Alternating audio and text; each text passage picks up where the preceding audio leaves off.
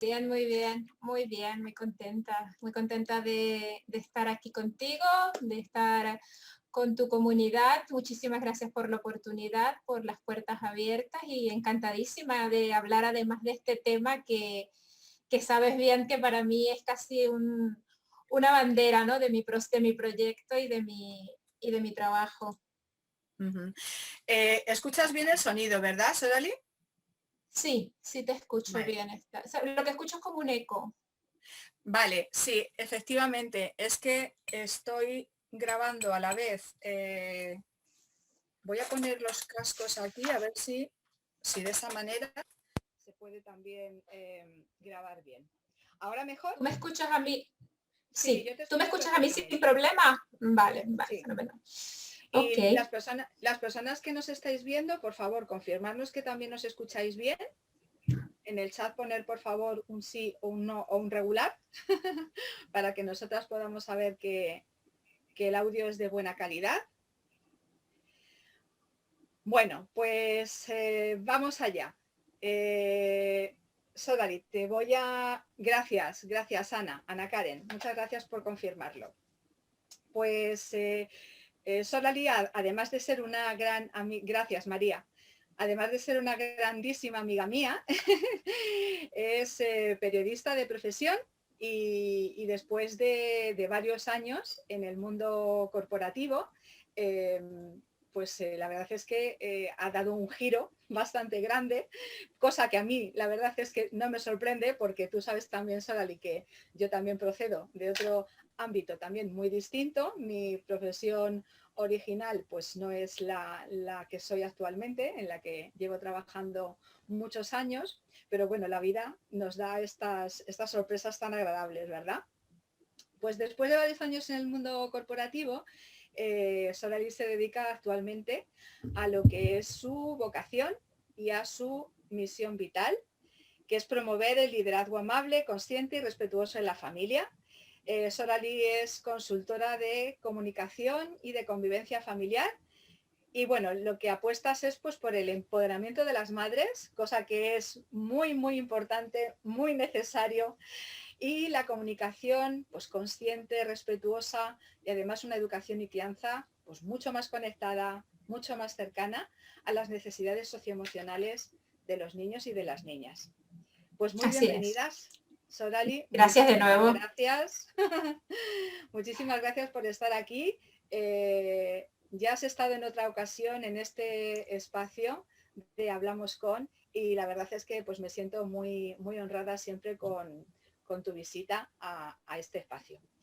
Bueno, Sorali, muchas veces, estaba comentando antes de que te conectaras, que muchas veces se ha hablado en artículos, en libros, en entrevistas, se habla de fomentar la autonomía en los niños, ¿vale?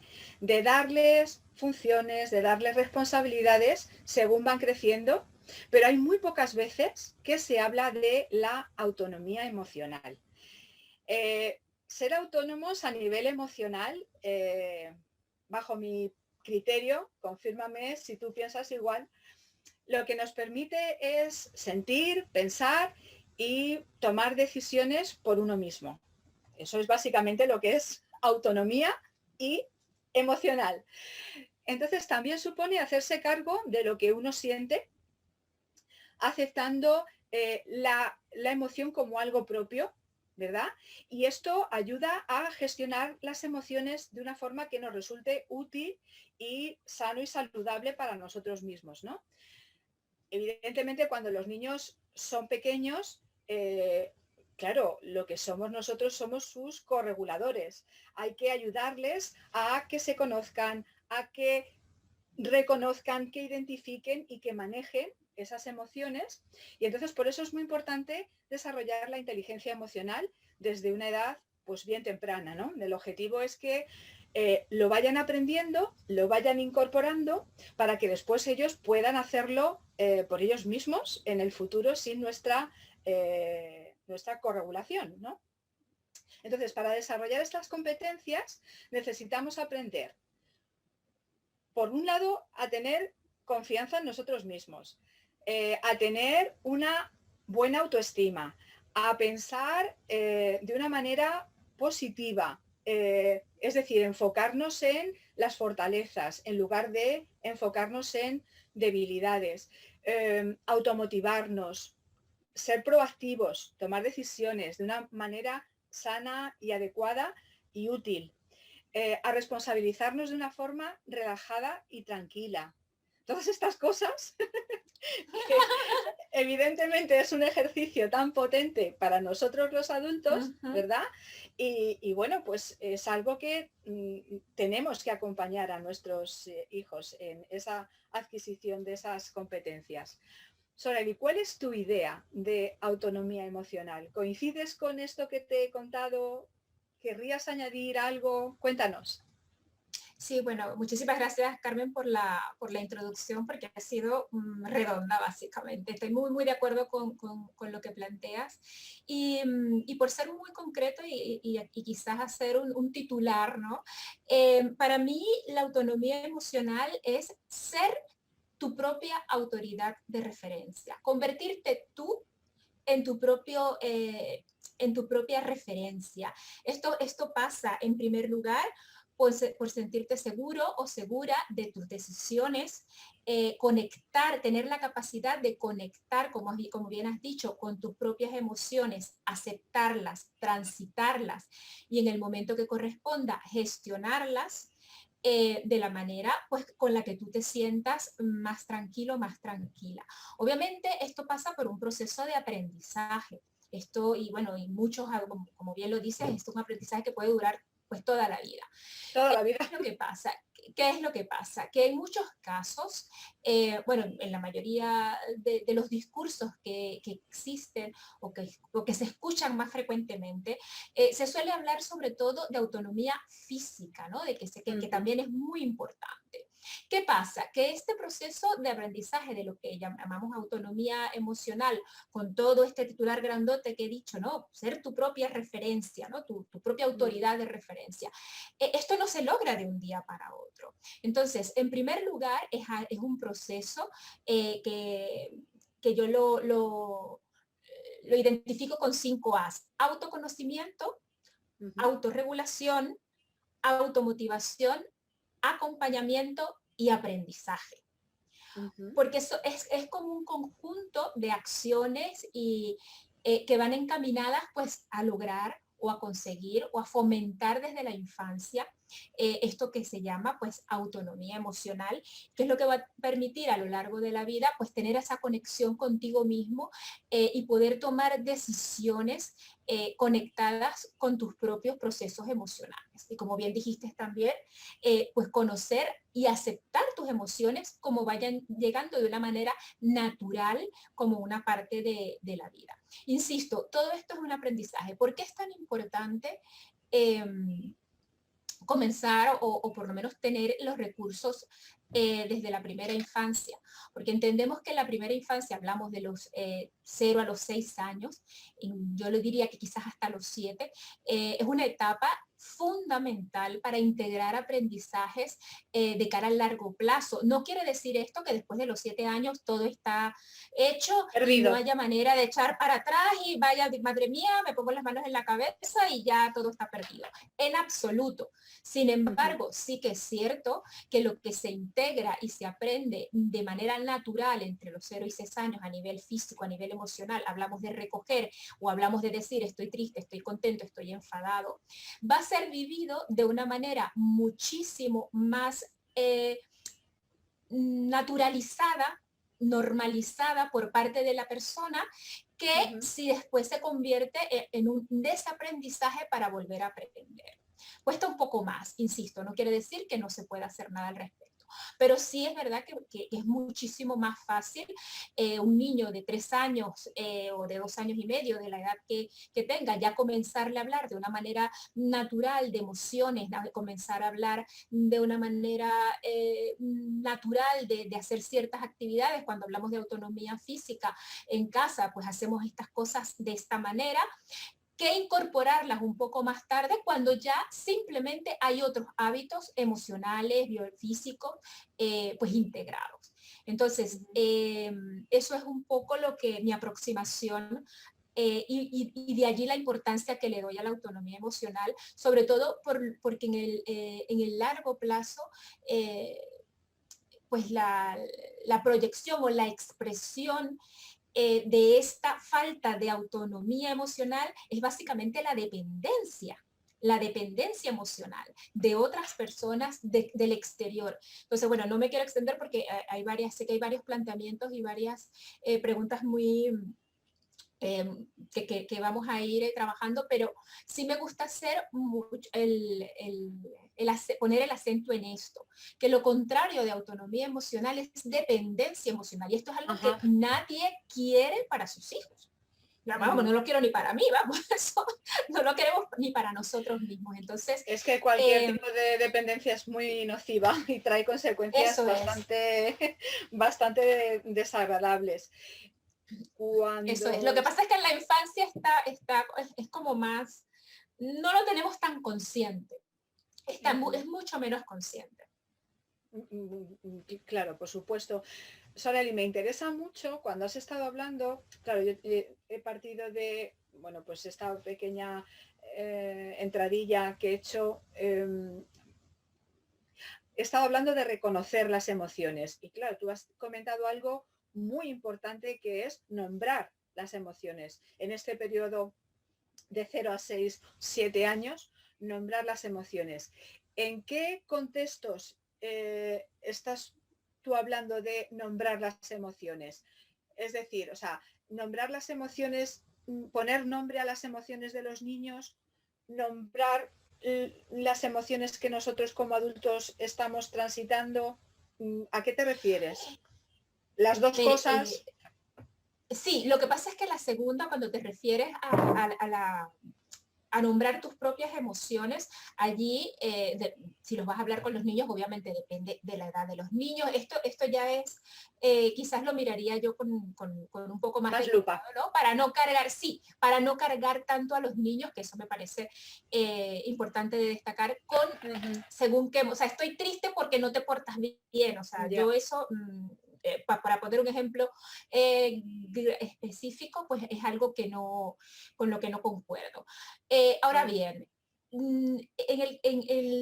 con lo que mencionas, en primer lugar, nombrar las emociones es para mí describir, aportar el vocabulario emocional correcto, adecuado y preciso para que el niño o la niña pueda verbalizar aquello que está sintiendo.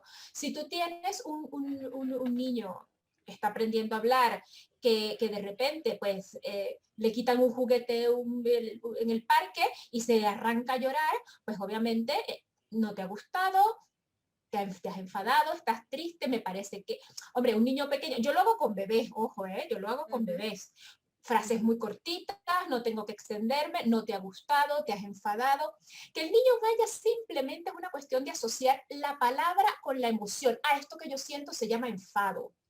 Esto que yo siento se llama tristeza. Incluso cuando está, y esto, porque también las emociones como la alegría, la satisfacción, el entusiasmo, pues esas también hay que nombrarlas muchísimo también, porque los niños vamos a entender que ellos están aprendiendo no solamente el vocabulario, sino también el significado de esa palabra. O sea, nosotros, es como cuando tú aprendes otro idioma. El idioma, el lenguaje emocional es otro idioma. Cuando tú, por ejemplo, vas a aprender chino, tú sabes lo que es una mesa y lo que tienes es que aprender qué es, cómo se dice mesa en chino. Los niños, las niñas que están aprendiendo a hablar, no solo se tienen que aprender la palabra, sino también tienen que aprender el significado de la palabra. Y cuando hablamos de cuestiones abstractas como las emociones, imagínate tú la dificultad que supone para un niño entender qué es eso. ¿Cómo se aprende? A base de repetición, a base de acompañamiento constante. Estás enfadado, estás triste, estás contento, estás muy contento porque lograste subir muy alto, te habría gustado tener eso y mira, te sientes, estás decepcionado, decepcionada. O sea, es nombrar de una manera muy, muy, muy simple, no tienes por qué dar sermones ni extenderte en discursos. Es simplemente tener tú misma, en el caso de las madres, tú mismo, en el caso de los adultos que acompañamos niños, un vocabulario emocional rico que puedas ir, obviamente, extendiendo en función de la edad de la persona. Un niño de 0 a 3 años, pues mira, no te vas a poner a hablar de frustración y de decepción y de intolerancia, o sea, vas a hablar de Las alegría, de las 5 emociones más básicas. eso es alegría, tristeza, asco, miedo y rabia. Ahí y vas integrando progresivamente. Para las personas que nos están escuchando, las emociones básicas, hay un acrónimo que es muy fácil de retener, que es, creo recordar, te amas, creo recordar, es tristeza, enfado, alegría, miedo, asco y sorpresa, ¿vale? Lo digo pues porque claro, todo esto que estás contando, Soroli, suena tan bien, pero claro, partimos de algo que es una realidad y la realidad es que si nosotros queremos ser maestros y maestras de nuestros hijos en el plano emocional, cuando somos nosotras mismas y nosotros mismos los que deberíamos de acudir a clases intensivas, a un máster intensivo en emociones, ¿verdad? Entonces, es súper interesante lo que has estado comentando porque, a ver, yo además lo relaciono con esto de aprender inglés. Y además esto es algo que está totalmente contrastado. No es lo mismo aprender un idioma en los años iniciales de nuestra vida que aprender un segundo idioma cuando somos adultos. Esto, como tú bien has dicho, ¿esto resulta imposible? No, para nada. O sea, es posible y tanto que es posible, pero que es más complicado. Entonces, claro, si vamos incorporando este lenguaje emocional en pequeñas pildoritas de una forma natural y además para que incluso los niños conforme vayan creciendo vayan sabiendo cuáles son los distintos rangos dentro, los distintos niveles dentro de las emociones, porque este acrónimo que he dicho de te amas, que son las emociones básicas, claro, cada una de ellas tiene un nivel o bien por encima o bien por debajo, ¿no? Es decir, no es lo mismo estás alegre, estás entusiasmada que estás excitada, ¿no? Entonces, todo eso es muy importante también, ir trasladándoselo poco a poco a los niños y a las niñas. Sí, claro, por eso yo sugiero que en la primera infancia sea todo muy básico. Bueno, 0,3, 3,6, o sea, para ir complejizando, para ir incorporando más información. Has mencionado algo que es fundamental. Para trasladar esta información emocional, este aprendizaje emocional, el trabajo personal del adulto es indispensable. Por eso es que una de las A que mencioné es el autoconocimiento. O sea, el proceso de autoconocimiento que debemos transitar, sobre todo porque cuando, bueno, y lo diréis las que sois madres, ¿no? Que siempre se habla de esta explosión interna, ¿no?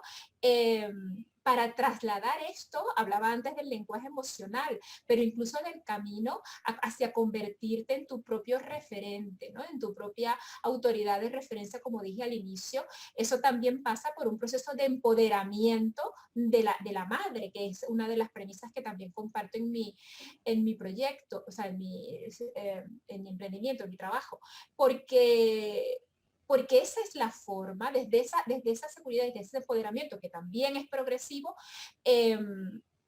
porque puede haber un detonante, porque de repente tú en tu vida no lo has trabajado y porque tu acompañamiento en tu infancia fue diferente, pero de repente te encuentras delante pues de un reto personal o reto profesional que te exige, ¿no? Que te pide más y bueno, tú puedes decidir o no asumirlo. En la maternidad lo mismo, tú decides o no asumir este proceso de autoconocimiento porque al ser una experiencia nueva en muchos casos te va a poner delante de experiencias que antes no has vivido. Entonces, claro, tú ahí es donde decides esto, cómo lo quiero transitar. Y para trasladar ese aprendizaje emocional, pues mira, siempre hablamos de que el ejemplo y el modelaje son fundamentos esenciales en la educación y en la crianza consciente. En el caso del aprendizaje y la autonomía emocional, pues no es la excepción. Efectivamente, es exactamente igual.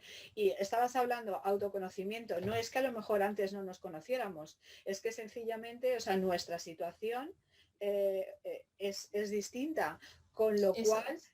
es como tener que volver a chequearnos, a hacer un check-in, ¿verdad? De nosotras y evidentemente se nos presentan una serie de desafíos para los que vamos a o bien responder o bien reaccionar de maneras distintas y tenemos siempre que pretender o intentar darnos cuenta de por qué respondemos o reaccionamos ante estos desafíos en la crianza o en la educación, por qué respondemos o reaccionamos de determinadas maneras. Esas realmente son las oportunidades que se nos plantean, pues precisamente para hacer ese viaje interno de nuevamente redescubrirnos y conocernos, ¿no? En esta nueva faceta como madres y como padres. He estado hablando antes, Sorali, de cómo fomentar una serie de competencias, una serie de habilidades. Por ejemplo, te he nombrado el optimismo. ¿Cómo podemos fomentar el optimismo en los niños y en las niñas? Sí, bueno, hablaba al principio de que las emociones, pues como la alegría, el entusiasmo, eso también va muy asociado con la motivación, con la automotivación. El optimismo en concreto es una visión, como decías tú en algún momento, positiva, ¿no? De la vida. Yo soy partidaria de ser realista, o sea, de no exagerar. Pero es verdad que hay, por ejemplo, elementos como el agradecimiento, verbalizar aquello por lo que estás agradecido, que tus hijos, que tus hijas escuchen las cosas bonitas que te da la vida. Eso por una parte. Las satisfacciones, ¿por qué estás contento? ¿Por qué estás contento? No solamente poner el énfasis, porque solemos o se suele poner el énfasis en estas emociones que nos dan más trabajo, ¿no? Que nos exigen más, que nos demandan más. Pues no, el optimismo y la visión alentadora de la vida, pues también se puede y se debe mostrar, porque los niños, insisto, son un lienzo en blanco, entonces agradecer, destacar en el caso de una manera descriptiva la satisfacción de los niños. Los niños pequeños se alegran muchísimo con sus logros físicos, cuando se ponen de pie, cuando suben una escalera, o sea, estas pequeñas cosas, describirla, te veo contento, lo has conseguido, eres capaz. Este tipo de mensajes son muy importantes, o sea, describir y hago, perdón, énfasis en esto, describir sus logros, que él identifique, estoy contento porque lo he conseguido y lo he conseguido por mí. Esto también está vinculado con la confianza en sí mismo, con la autoestima. Entonces, el optimismo es una visión positiva, no solo de la vida, sino de ti mismo en la vida, de tu lugar en la vida, de lo que puedes llegar a ser. Y para eso es muy importante que verbalicemos el agradecimiento, que verbalicemos las cosas positivas. Vamos, no tenemos por qué mentir. Si ha pasado, pues si ha ocurrido, ha ocurrido. Sí, Pero no tenemos verbalizarlas. tampoco ni que exagerar, ni que, bueno, pues montar ninguna película que no sea real, Eso es. ¿verdad? Pero sí que ciertamente poner el foco en lo que los niños consiguen, ¿verdad? Porque esto está muy relacionado, como tú bien has dicho, con la confianza, con otra competencia, otra habilidad, que es la confianza en uno mismo y con la sensación de capacidad. Poner el foco en lo que sí que van consiguiendo y no tanto en lo que no van consiguiendo. Sí, y Porque otra cosa que me parece fundamental en este caso es poner las cosas en perspectiva, ¿no? O sea, que cuando pasa algo, por decirlo, algún acontecimiento negativo, solemos como darle todo ese relieve. Y claro, los niños, aunque no entiendan verbalmente todo el significado de las palabras, emocionalmente están en un nivel sensorial muy superior al nuestro. Entonces, esa energía que se emana cuando hablamos de las cuestiones de los momentos desagradables de la vida, que también existen, que también están y que son inevitables, obviamente, y hay que transitarlos como corresponde, pues también pensar en la importancia de hablar de las cosas que sí salen bien. Porque a veces, o incluso que aunque salgan mal al principio, pueda haber la oportunidad, y eso también no solo es optimismo, sino también es una visión positivista de la vida. Es decir, es posible que esto cambie, es posible que esto mejore. Es evitar estar entre el no pasa nada y en esto es horroroso, ¿no? Entonces, transitar en mira, hay una gama de posibilidades que me invitan a mí a pensar que la vida puede ser de otra manera, ¿no? Entonces, Sí, eso me parece fundamental. Estaba mirando por aquí, a ver si tenía por aquí a mano el libro de Mindset, pero lo tengo por aquí escondido, que es la mentalidad del éxito, y todo esto que estás tú diciendo realmente está relacionado con la mentalidad de crecimiento. Es decir, el hecho de no lo has hecho, no, es que todavía no lo has hecho, aún, Eso lo es, eso es. aún no lo has conseguido. O todavía no sabes cómo conseguirlo, pero es una posibilidad. Ajá. Sí, porque eso realmente está programando nuestro cerebro, pues para la proactividad, ¿no? Que es otra de las competencias que también quería que nos comentases cómo fomentarlas, ¿no? La proactividad, el ser proactivo, el tomar decisiones, ¿cómo podemos fomentar eso? Que también forma parte de esa autonomía emocional. Bueno, lo voy a combinar con el tema de la confianza. Para que los niños sean proactivos hay que darle oportunidades para que tomen decisiones. Pedir su opinión. Estoy hablando obviamente de niños ya en etapa verbal. Incluso a un niño pequeño tú le puedes preguntar, ¿quieres esto o esto? Que se sientan, que sientan que su voz es escuchada, que en lo que la disciplina positiva llamamos, que significa. ¿Por qué lo vinculo con proactividad? Porque la proactividad está muy relacionada con el autoconcepto y la autoestima. Yo valgo. Yo puedo yo puedo tomar iniciativa con respecto a esto, porque yo tengo la posibilidad de ser escuchado en este contexto. Otra cosa es evitar el juicio. Los niños, o sea, nos equivocamos los adultos una y otra vez. El error genera aprendizaje o no, depende de cómo se pueda ser vivido. En el caso de los niños, entender que son personas que están aprendiendo. Entonces, permitirles que se equivoquen, permitirles ese error sin juicio. Eso que a lo mejor en la primera ocasión pues se quedan un poco cortados, pero si tú, cuando un niño se equivoca, lo criticas duramente, estamos hablando de un contexto pues normal de la familia, el niño se va a cortar la próxima vez de decir, de opinar o de tener la iniciativa en cualquier cosa. Pongo un ejemplo, estás cocinándole, el niño, pues mira, está muy animado porque los niños tienen una gran voluntad, los niños nacen con mucho poder personal y lo sabéis bien a los 2 años. Entonces, ¿qué es lo que suele ocurrir? Que le vamos cortando, ¿no? Se les va a veces cortando esta iniciativa, este poder, las ganas de hacer cosas. ¿De qué manera? Con el juicio, con la valoración externa, con los señalamientos. Todo eso va mermando eso que has llamado proactividad. ¿Por qué? Porque se van apagando, se van retrayendo. No, esto no quiere decir en absoluto que se les pueda permitir hacer de todo y que todo es permitido y que todo es válido. En absoluto. Existen los límites respetuosos.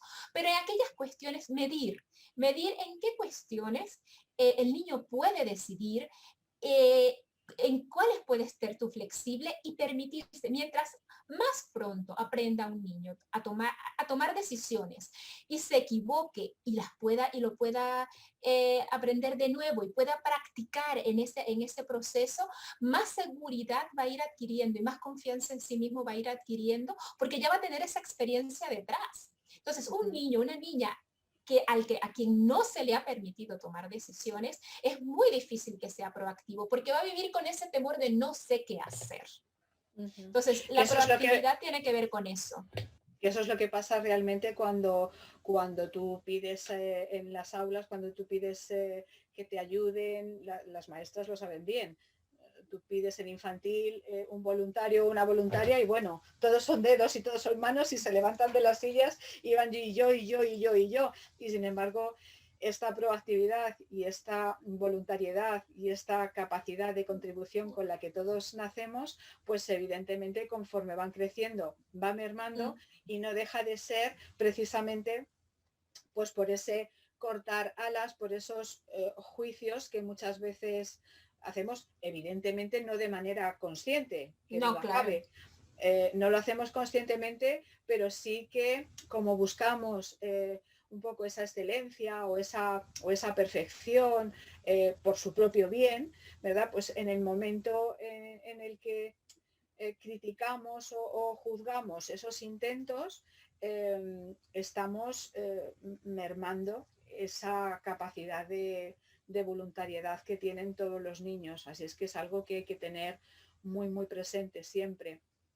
Cuando estabas hablando antes de agradecimiento, que llevo una temporada larga, muy, muy larga, Sorali, resonándome mucho la palabra agradecimiento, porque creo que es un valor que está desgraciadamente absolutamente en declive en esta sociedad actualmente. Está muy, yo lo veo, no sé cómo lo ves tú, esto es un pensamiento paralelo a la conversación que estamos teniendo, pero bueno, me parece que puede enriquecer, ¿no?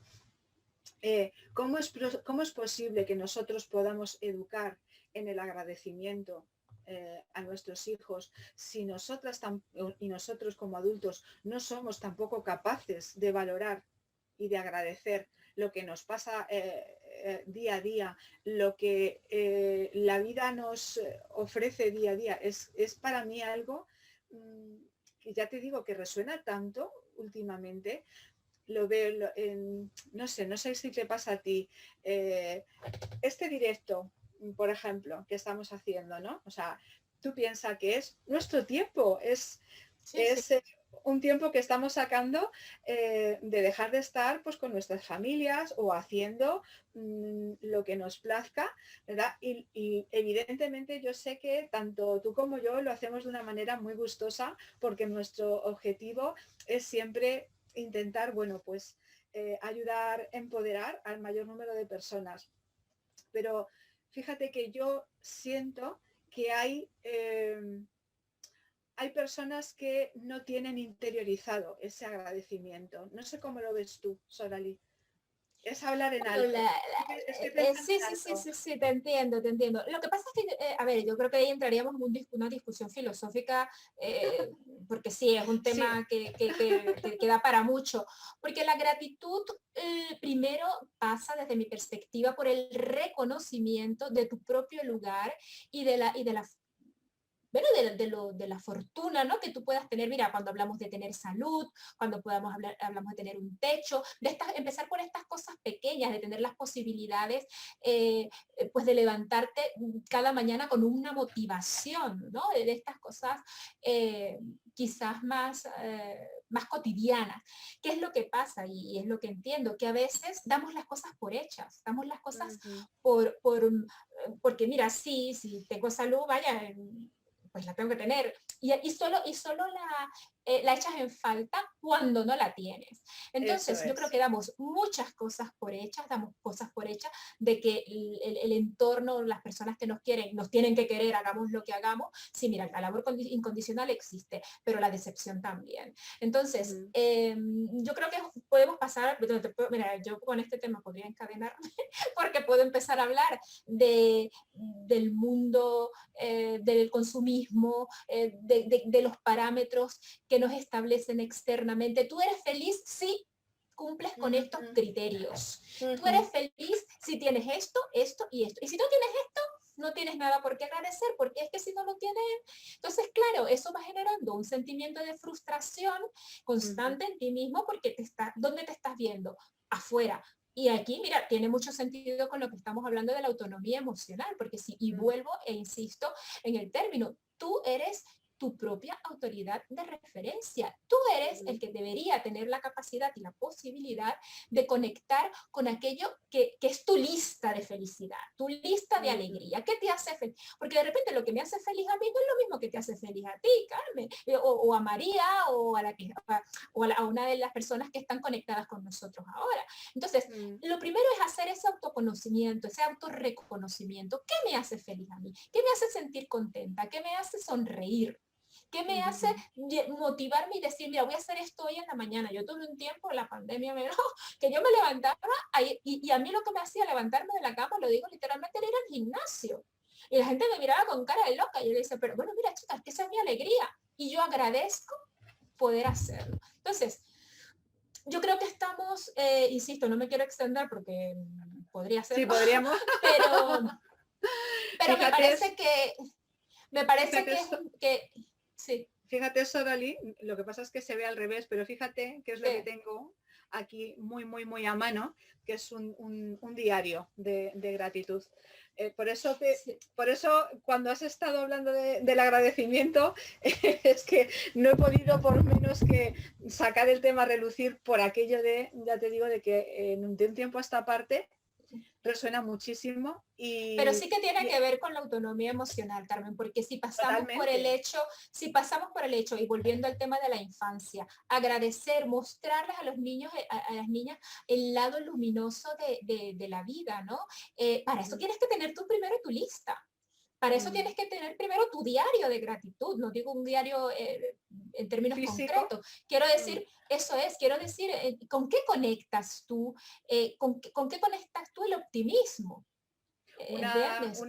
Un ejercicio precioso, una actividad preciosa que podría ser de trabajar con los niños es, pues por la noche antes de acostarse, pues hablar, ¿no? Hablar de qué es lo que, por qué das gracias hoy, ¿no? O sea, doy gracias pues porque hemos podido ir al parque, doy gracias. Entonces, bueno, pues de esa manera ir introduciendo en los niños. Yo cuando son muy pequeñitos, yo empiezo hablando simplemente de lo que te gusta y lo que no te gusta. Digo, por ejemplo, niños de 2 años, 2 años y medio, no hablo de menos porque va a depender del desarrollo verbal de cada uno, pero con niños muy pequeñitos es muy fácil porque lo hago y lo he hecho. ¿Te gusta? No te gusta. Y simplemente, y allí vas, como he dicho antes, complejizando un poco el discurso, ya después porque lo de las gracias es más etéreo, no es más abstracto, eso se va aprendiendo progresivamente. Pero el no te gusta es muy fácil. Y cuando te hablan de lo que te gusta, mira, puede haber sido el helado, que te dieras un besito, que lo que sea. Sí, claro. Ponerle cariñito a eso. Ay, a mí también me ha gustado abrazarte, caras. O sea, y esas cosas bonitas, eso le da al niño la sensación de que básicamente, pues mira, estoy en un lugar en el que me gusta seguro estar. Sí, es un lugar seguro, es un lugar de referencia. Y esto también lo que está fomentando, por otro lado, todo esto que has estado hablando y que hemos estado mencionando, es también el pensamiento crítico del niño. Totalmente, ¿No es totalmente. Y el pensamiento crítico es también un elemento fundamental del autoconocimiento y por añadidura de la autonomía emocional. Yo sé que el pensamiento crítico a los 3 años igual os suena como, madre mía, esta mujer de qué está hablando, pero es la semilla que le va a permitir a esa persona tener un criterio propio, una opinión, verbalizar, sentir que merece ser escuchado, Esto cómo se promueve desde la infancia, y lo acabo de mencionar, podemos empezar por el te gusta, no me gusta, es algo muy sencillo. A partir de allí, pedir su opinión, elegir aquellos aspectos de nuestra vida cotidiana que el niño puede decidir, a vestirse, qué colores ponerse. Esto tiene un asterisco, ¿no? Previa selección de los padres y las madres, porque a veces me dicen, es que hablar clásico, pero no, pero porque, o sea, no, escógele algo previamente. Puedes por elegir completar. entre la camiseta verde y la roja. Exactamente, eso es pensamiento crítico a los 2 años, ojo, a un niño de 2 años. Progresivamente se le puede ir pidiendo la opinión y escuchando su voz en cuestiones cada vez más complejas, a dónde vamos hoy, qué quieres hacer el fin de semana, qué opinas tú de esto. Si veis situaciones en la familia, si veis situaciones en la que, o sea, que en vez de darlo todo por hecho, ¿qué es lo que, Ujú, darlo todo dicho? ¿Qué es lo que ujú, pasa? Que a veces les damos a los niños todas las respuestas, absolutamente todas. Entonces, porque en ocasiones yo pienso, y justo hoy tuve una sesión, perdón, con un padre, y le dije, no tenemos por qué saberlo todo. No tenemos no solamente por qué pretender que el niño piense igual que nosotros, permitirle que disienta. Yo le pregunto mucho a los niños, estoy hablando ya de niños a partir de los 3 años que tienen un desarrollo verbal eh, que lo permita, ¿y tú qué piensas? ujú, ujú. ¿Tú qué crees de esto? A veces ven episodios en el parque de niños que gritan y lloran o enfrentamientos y ellos se impactan mucho, ¿no? Cuando ven estas cosas intensas y tú qué crees que ha pasado. Y claro, ellos, a ver, te pueden decir una barbaridad, ponerlos a pensar, no darles la respuesta ya construida totalmente. Este padre me planteaba en concreto que, que su hijo sentía mucha atracción por dibujar monstruos y cosas horrorosas y hacía dibujo, pero bueno, estaba ahí con Star Wars y estas cosas de ciencia ficción. Y él estaba alarmadísimo, porque el niño sentía esta atracción por lo malo. Entonces, claro, cuando el niño le venía con esto, él lo que hacía era corregir, no, pero no sé qué, y enjuiciar. Yo le decía, ¿por qué no le preguntas qué es lo que le atrae? Claro, Pregúntale, porque a lo mejor te puede claro. sorprender. A ver, estoy poniendo un ejemplo porque me pasó esta tarde y lo tengo muy fresco, Sí, pero esto con cualquier cosa. Deja es que que hablen, que realmente, claro, hablen, que hablen. realmente de lo que se trata al fin y al cabo, educar es en lugar de meter, en lugar de meter cosas en el niño, es Absolución. extraer, ¿no? O sea, sacar esa sabiduría que tienen los niños de manera que, bueno, pues que ellos lo hagan suyo, ¿no? ¿Hay alguna habilidad, porque hemos estado hablando de un montón de competencias, ¿hay alguna habilidad que tú sugieras que deberíamos de fomentar en nuestros hijos para que entrenen esa autonomía emocional que no hayamos tratado ya? ¿Sodali? Permitir que disienta, creo que lo he dicho, pero lo repito, tu hijo es otra persona, no tiene por qué pensar igual que tú. A veces hay esta sensación de trasladar a los hijos lo que no hemos podido conseguir, las expectativas de aquello que no hemos podido lograr, y depositamos en ellos un peso muy, muy, muy grande. No tiene por qué ser igual. Si de verdad quieres apostar por esa autonomía emocional, por esa autonomía de pensamiento, eh, entender que es otra persona, o sea, es otra persona. Y se lee, bueno, es una de las cuestiones que más se mencionan. No tienes el hijo que quisieras tener, tienes el hijo que tienes. Entonces, Exactamente. ¿cuál es el hijo que tienes? De verdad, mirarlo sin filtros, sin tus gafas, sin tus patrones. Esto no es fácil. Muchas veces No, las personas que llegan a la educación consciente, a la crianza respetuosa, con esta idea, ¿no? De colecho, la teta y no sé cuántas otras cosas. Y llegas con esa receta y digo, no, esto, a ver, es mucho más fácil y mucho más complejo a la vez. eso es, Esto eso pasa por es. respetar al otro la empatía, fomentar la empatía. Eso tampoco se logra de un día para otro. Esto es algo que se aprende. La escucha, el escucharte a ti mismo. Eh, preguntarle, escuchar, no enjuiciar.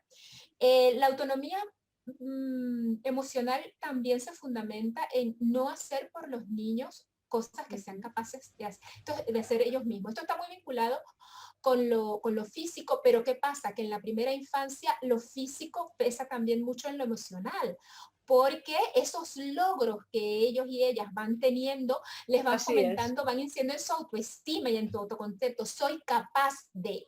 Y uno que me parece fundamental, que creo, no sé si estoy segura si lo habremos mencionado, para que tu hijo confíe en sí mismo, tienes que haber tú primero confiado en él. Totalmente. Y es que además Eso, es porque que ellos conforme... somos el espejo en el que ellos se están mirando constantemente y por mucho tiempo. No quiere decir esto, porque yo no soy amiga tampoco de las alabanzas y de la absoluta exaltación de la persona, realismo, pero sí tener en cuenta que ese autoconcepto y esa autoestima que se construye en la primera infancia y que va a ser el cimiento de lo que va a ser en largo plazo, pasa por la mirada que nosotros los adultos les devolvamos a ellos de lo que son, vamos, de lo que vemos. Es celebrar al hijo que tienes y no al que te gustaría, Eso tener, es, ¿no? Y eso es. estaba, conforme estabas hablando, estaba pensando en un ejemplo que se escucha mucho, ¿no? De que, bueno, cuando los niños son bebés y están aprendiendo a andar, ¿no? En el momento en que se caen y tropiezan, pues a un padre o a una madre no se le ocurre decir, pero hijo, pero ¿qué has hecho? Pero ¿cómo es que te has caído? Pero es que mira qué torpe eres, ¿no? Al contrario, se le alienta todavía, ¿no? Y se dice, aún no lo has conseguido. Esta mentalidad de crecimiento de la que estábamos hablando antes, pero fíjate qué curioso que se nos olvida en el momento en que los niños comienzan a tener un poquito más, también está relacionado con un poquito más de autonomía física, ¿no? Y de pensamiento crítico. Y de ahí que, bueno, pues cada vez vayamos cortando más las alas. Ojo, que este discurso que estamos teniendo, esta conversación que estamos teniendo, Sorali, no significa ni muchísimo menos que estemos enfocándonos en una crianza o en una educación en el que todo vale. O sea, No, lo dije siempre, antes, lo dije antes. claro, siempre vamos a tener un marco de referencia con unos límites concretos, pues porque los límites, como no voy a descubrir forman parte aquí, de la vida. efectivamente, forma parte de la vida y los niños los necesitan, al igual que necesitan de nuestro amor y de nuestra mirada, bueno, pues de celebrar al niño que tenemos, ¿no? ¿De qué manera? Hemos estado hablando de la autonomía emocional, pero a mí me gustaría también conocer, Sorali, de qué manera, es la otra cara de la moneda, es decir, de qué manera los padres y las madres podemos favorecer la dependencia emocional, porque mira, ha habido un par de personas, concretamente Mariusi y también otra mamá que estaba por aquí, Vivi Silva, que curiosamente además tienen unos hijos entre edades comprendidas entre los 2 y los 5 años. No, perdón. La pregunta era de Lola y la pregunta era Ahí hay una de Vivi que estoy viendo. de Mi hijo Vivi, tiene 2 sí. años, siempre está conmigo, ya que trabajo desde Eso casa y he es. notado. Pues es Vale. que es una pregunta tanto de Lola, que me la había hecho a título, o sea, anteriormente, como de Vivi, y es eso, ¿no? O sea, estos niños y estas niñas que buscan la aprobación, que buscan el contacto en todo momento, ¿esto está relacionado con la dependencia emocional? Yo haría aquí una salvedad, ¿no? La edad.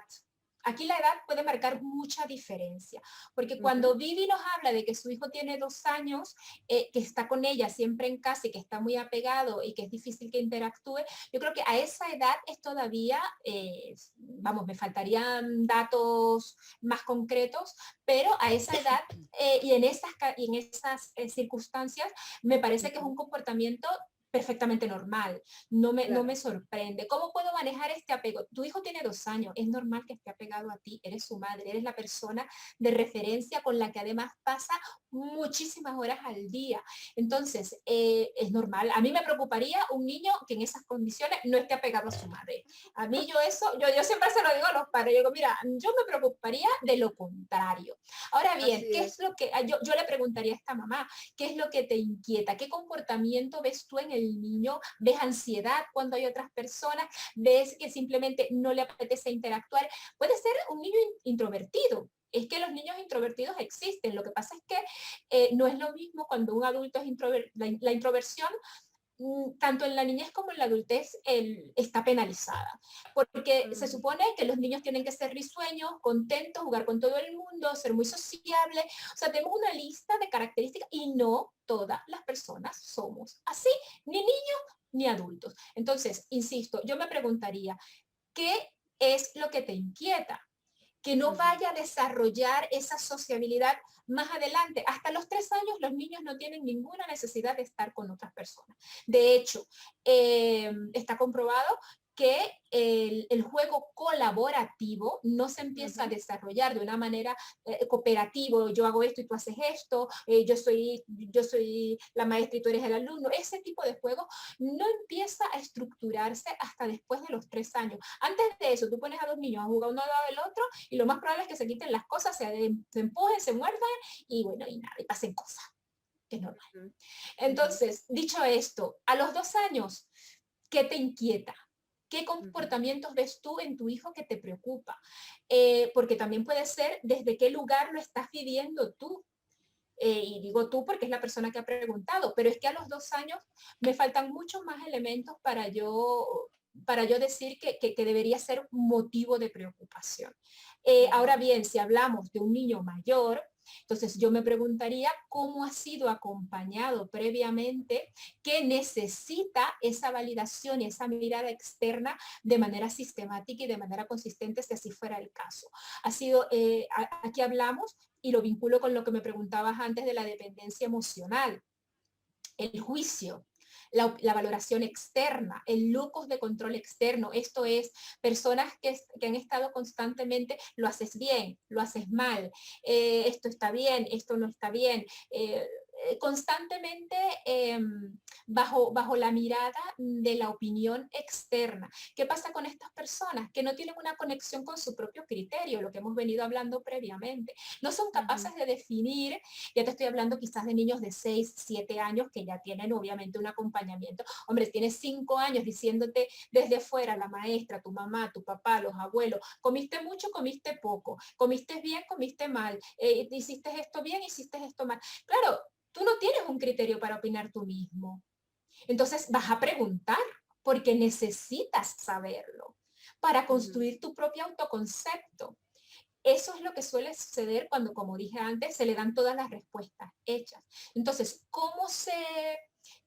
y por esto algo esta diferenciación, ¿no? Entre un niño pequeño, con 2 años, como nos han comentado allí, obviamente hay actividades que pueden fomentarse desde esa edad, mira, jugar allí, pero eso es algo progresivo, eso es algo que apenas puede comenzar ahora, pero tu hijo a los 2 años te necesita mucho todavía. Muchísimo. Y cuando son cuando son mayores, estoy hablando, insisto, a partir de los 5 años quizás, y sobre todo cuando entran en el segundo septenio, que es a partir justamente de los 7 años, que ya entran a la escuela, que ya tienen otros tipos de responsabilidades, que ya hay más presión, que ya hay otra mirada de exigencia sobre ellos, y no han tenido ese acompañamiento previo que hablábamos antes, o estos recursos previos para desarrollar su propia autonomía emocional y ser su propia autoridad de referencia, van a preguntar. Es normal porque no tienen el recurso. Entonces, ¿cómo hacerlo? Hombre, ahí hay que desandar, era lo que hablaba al principio de la conversación, hay que desandar un camino para volver a construir uno nuevo. Entonces allí esa conexión con el yo, tú qué piensas, tú qué crees, cómo lo ves tú, el criterio, y claro, este es un trabajo que ya a esa edad, cuando ya son más mayores, pues va a requerir tiempo, dedicación, constancia, consistencia, siempre lo requiere. Lo que pasa es que ahora se va a tratar de desandar un camino para volver a andarlo. ¿Se puede? Sí.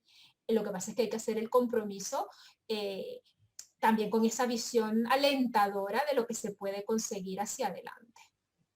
Y realmente la dependencia emocional yo la veo también muy relacionada con este trabajo que se hace en disciplina positiva de diferenciar mucho lo que siempre se ha conocido como refuerzo positivo o halago o elogio, Eso ¿verdad? Versus bueno, pues el aliento o el ánimo, ¿no? Porque realmente no es lo mismo el estoy orgullosa de ti, que también, Lo que pasa es que sin exceso, estoy orgullosa de ti a qué orgullosa o qué orgulloso tienes que estar de lo que has conseguido, ¿no? Mm, dejar de poner el foco en nuestros propios sentimientos para poner el foco en lo que está sintiendo nuestro hijo, nuestra hija. Y volvemos nuevamente a lo que estábamos hablando al inicio de esta conversación. Es decir, el poder reconocer lo que sentimos y que no tengan que haya alguien externo, como tú has estado comentando antes, que ponga esas palabras en nuestra boca, ¿no? Que uno de los trabajos más arduos, yo digo, también en la vida adulta, ¿no?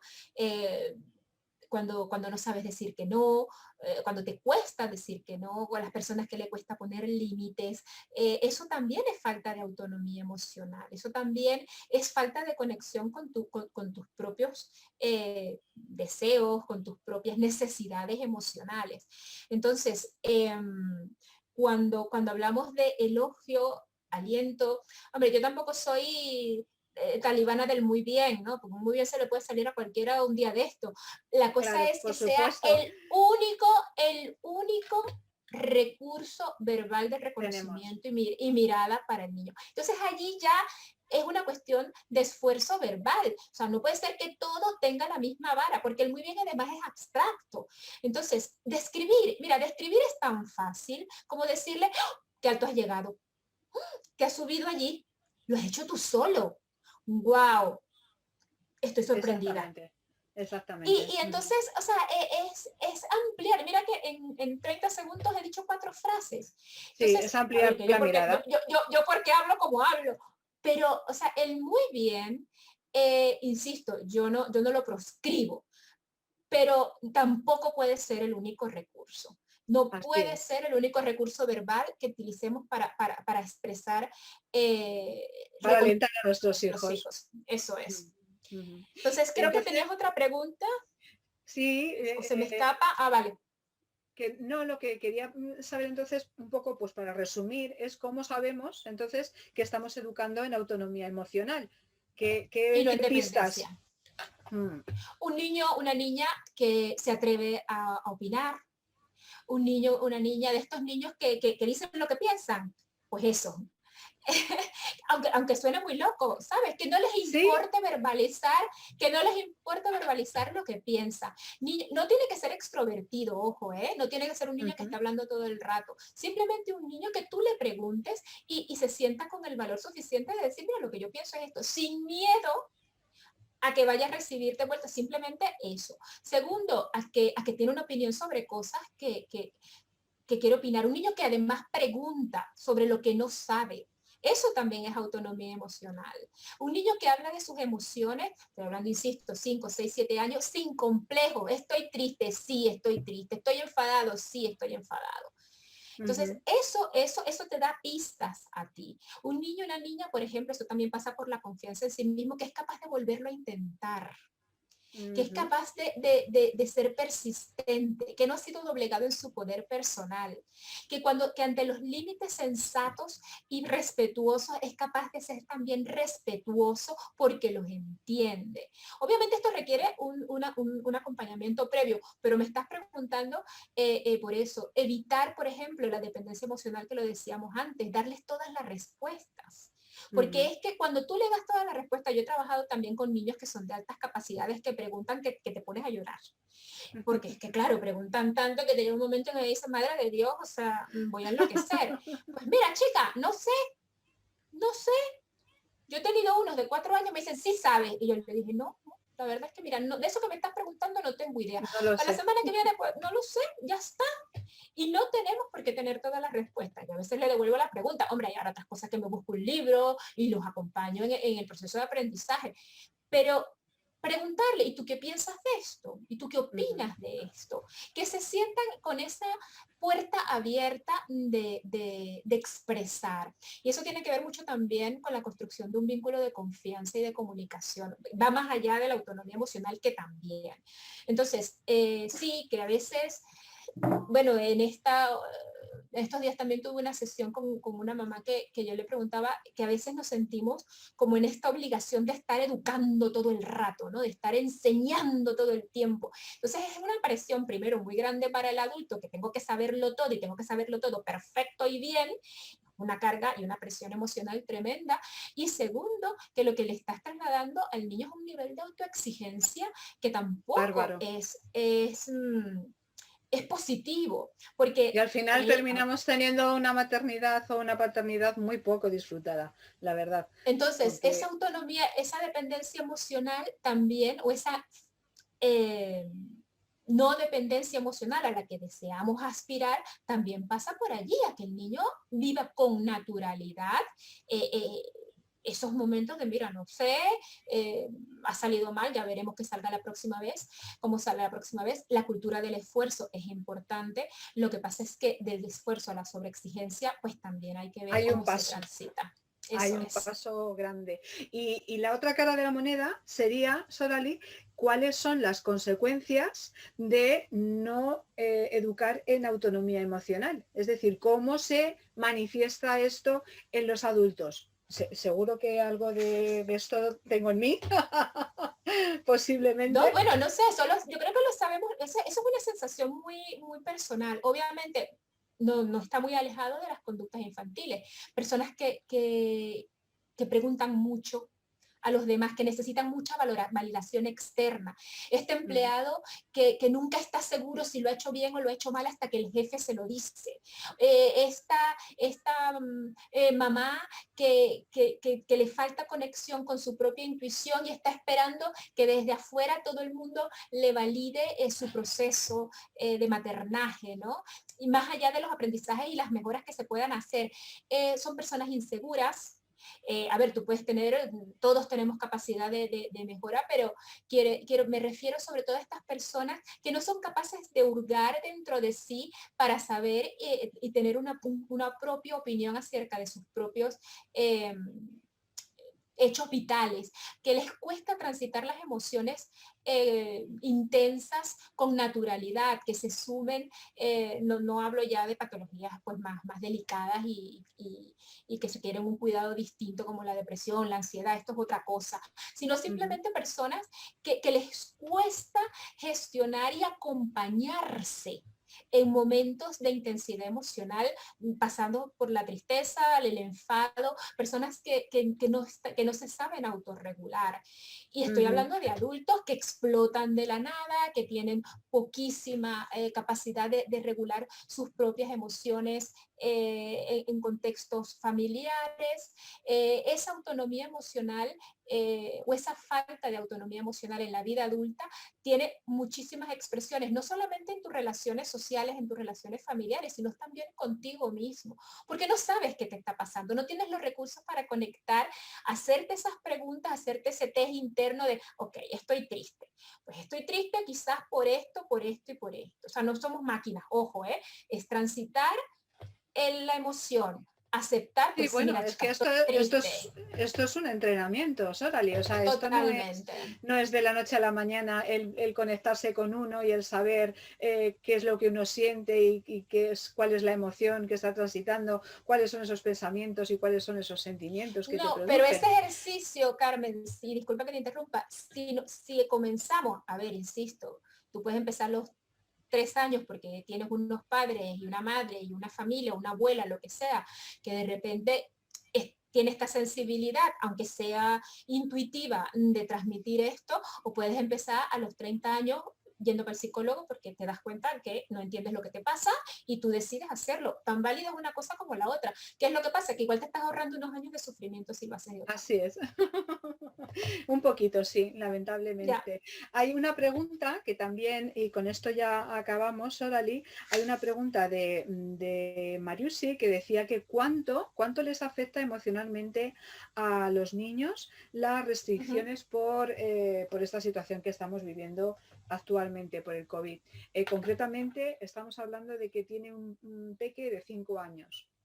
Vale, sí, este dato de la edad es importante porque a esa edad ya hablamos de un niño pues que tiene unas rutinas determinadas, me imagino, de colegio, de entorno social, porque como dije antes de los 3 años, eso pues igual es menos relevante, ¿no? A ver, es una realidad que el cambio de rutina, que el cambio de dinámicas, sobre todo al principio de la situación, cuando hubo el confinamiento más estricto de los meses de marzo, julio o así, pues supuso sobre todo para los niños y las niñas un cambio importante. ¿De qué efectos emocionales pudieran derivarse de eso? Pues mira, eso tiene muchos matices. En primer lugar, de cuánto pudo haber cambiado la rutina de la familia. Eso por una parte. Segundo, cómo transitaron los adultos de esa familia esos cambios. Es decir, ¿se pudieron hacer los ajustes? ¿No se pudieron hacer los ajustes? ¿Hubo ansiedad? Porque claro, la gente, por ejemplo, el tema del teletrabajo, coordinar todo eso, generó una logística y un cambio de estructura pues muy potente. ¿Cómo se transitaron esos cambios? Las emociones que se vieron implicadas allí. Entonces, eso por una parte, ¿qué miedo se trasladaron? No es lo mismo un niño o una niña que vivió, por ejemplo, la pérdida de un familiar o de un abuelo muy querido o de un familiar muy cercano a un niño que, bueno, que por fortuna no tuvo esta experiencia. Entonces, hay muchos matices, ¿no? ¿Qué tanta comunicación y de qué tipo hubo en la familia sobre lo que estaba ocurriendo? El niño, estamos hablando de un niño de 5 años, fue involucrado en las explicaciones sin generar alarma o más bien se le trasladaron según qué miedos. Entonces, las expresiones de afecto, qué tan seguro se sintió este niño, vivimos con el miedo del virus, el virus, el virus. Yo he visto niños desde que, mira, cuando dijeron salimos todos a la calle, pues salimos y aquí me contaba un papá un día que el niño había salido a la calle la primera vez de 4 años y iba por la calle diciendo, hola, me llamo Pedro, hola, hola, hola. O sea, lo que estaba era deseando, pero tampoco fue mucho más allá. Y en cambio hay otros niños que sí que salieron con esta presión de no me toques, aléjate, no quiero estar con nadie. Eso también va a depender del temperamento del niño. Eso, porque esta situación a los niños que a lo mejor ya tenían tendencia pues más introvertida, más retraída, más reservada, pudo haberlos hecho reservarse más. Es que va a depender mucho, Carmen, de cómo se haya vivido en el seno familiar. Y también me imagino bueno, pues si ha habido pérdidas, si no ha habido pérdidas dentro de la familia, todo ese tipo de circunstancias hace que, bueno, pues cómo hemos transitado durante este periodo de tiempo, claro, independientemente de que todos en un momento dado hayamos vivido una sensación de montaña rusa emocional, ¿verdad? Porque quien más y quien menos le ha pasado un poco eso, pero depende mucho de cada circunstancia, de cada contexto familiar. No quiero desaprovechar la oportunidad, Sorali, bueno, pues de las personas que nos están escuchando, si es que no lo han hecho ya, porque ya lo he comentado en alguna ocasión, bueno, pues comentar que estoy preparando un curso de autorregulación emocional, ya no solamente infantil, sino también, también de cara a los propios adultos.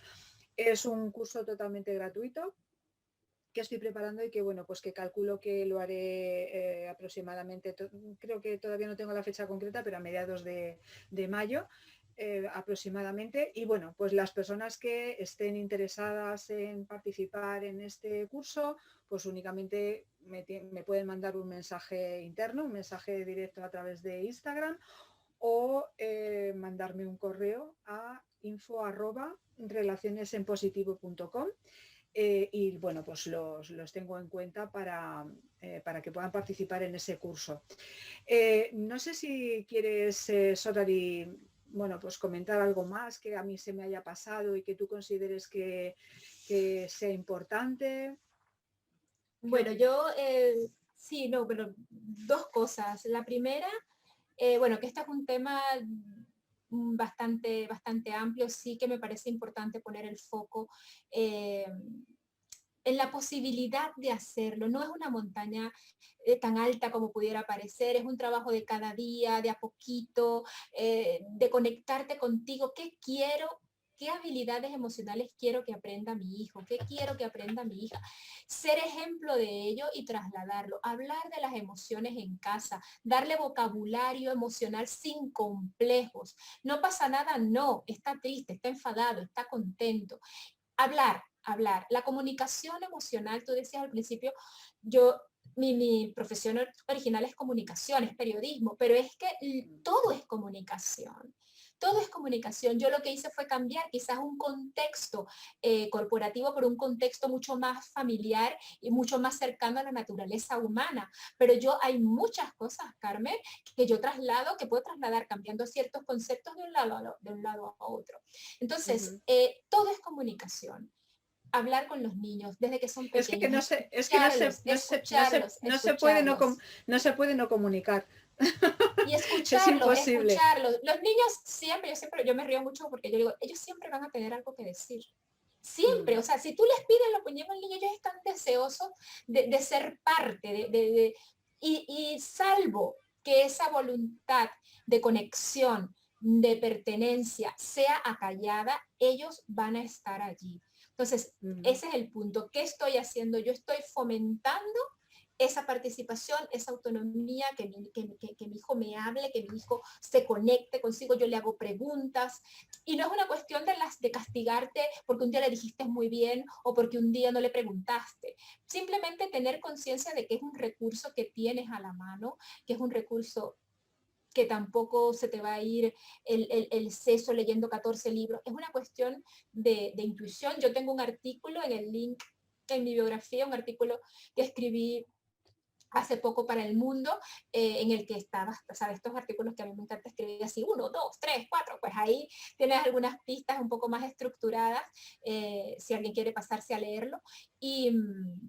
Y básicamente es eso, y poner cariño y tener paciencia y entender que la educación es un camino de aprendizaje de mutua retroalimentación constante.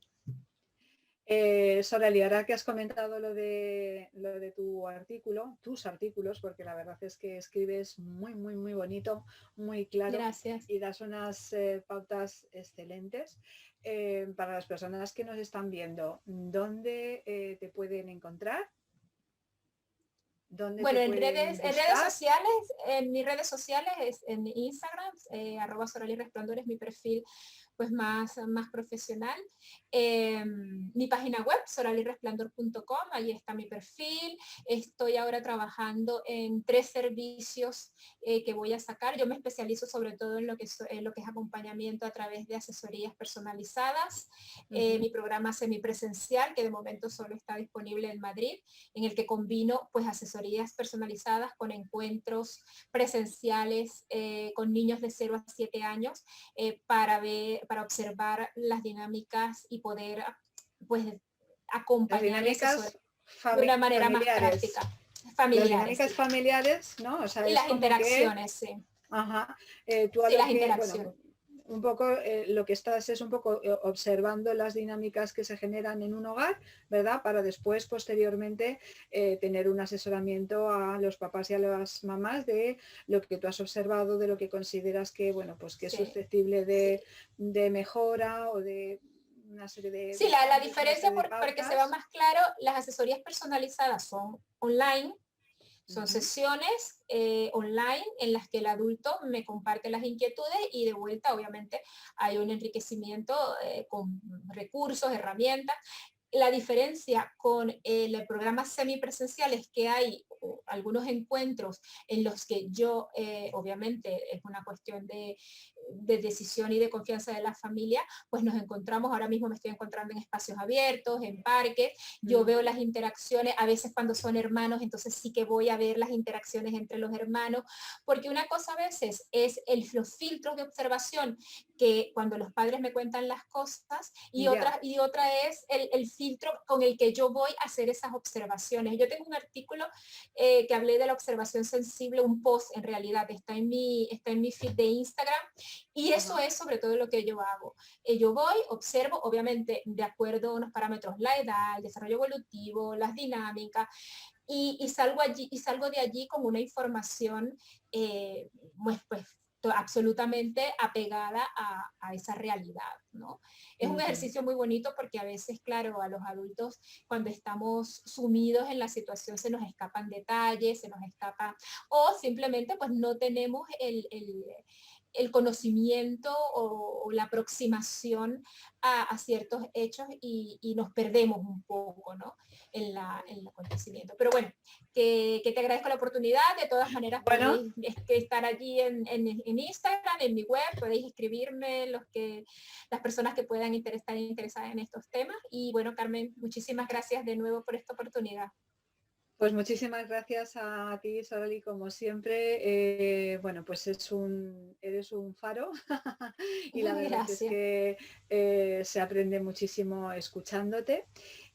Lara, muchas gracias a ti y muchísimas gracias también a todas las personas que nos han acompañado en este ratito en directo y también muchísimas gracias, hablando de agradecimiento, muchísimas gracias de todo corazón a todas las personas que nos van a ver posteriormente.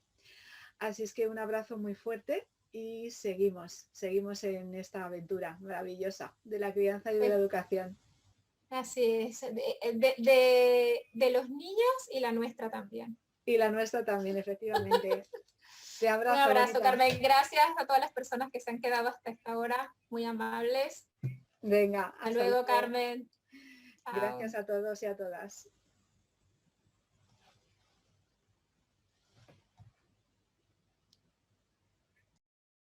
Even if you tried, you wouldn't